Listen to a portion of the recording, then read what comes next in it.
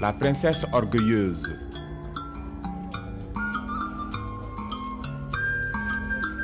Un roi voulait marier sa fille, mais celle-ci ne trouvait aucun prétendant à son goût.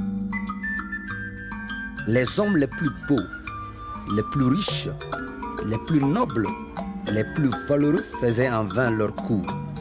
En vain, ils déposaient fleurs et cadeaux à ses pieds. Qu'elle avait menu et faim, reconnaissons-le, et c'était soudain en les regardant comme si le reste du monde n'était peuplé que de palmipèdes. Elle contemplait dans les yeux des hommes sa beauté hautaine et implacable. Une telle perfection n'est pas de ce monde, pensait-elle. Qui sont-ils tous pour se prétendre dignes de moi?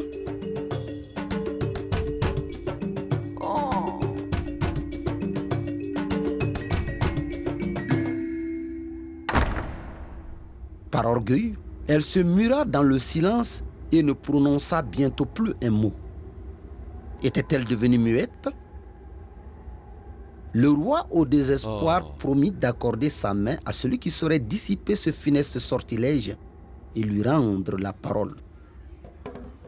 Mais les multiples tentatives de ses courtisans échouèrent les unes après les autres.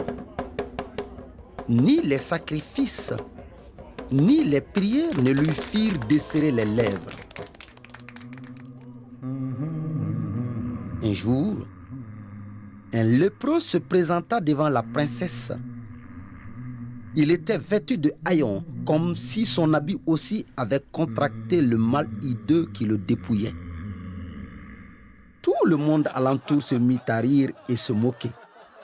Comment? Les hommes les plus beaux du pays, les plus riches, les plus nobles, les plus valeureux n'ont su réjouir son cœur et lui rendre la parole. Et toi, chien galeux, lépreux immonde, guignard, tu prétends y parvenir? La fille du roi elle-même sembla se rembrunir davantage. Mais le lépreux ne dit rien. Il accorda à peine un regard à la princesse. Il s'assit sur ses talons et commença à dresser un petit feu pour faire bouillir l'eau de son thé. Il ne mit que 2 pierres dans le foyer, si bien que la théière mal assurée se renversa sur le sable. Il l'emplit d'eau à nouveau.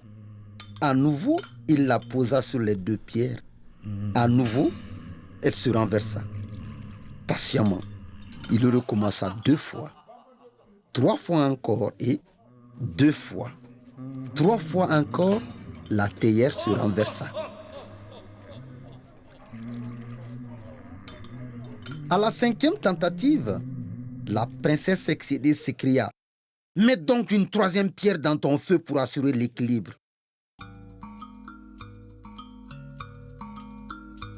Et c'est ainsi qu'une très orgueilleuse princesse épousa un lépreux.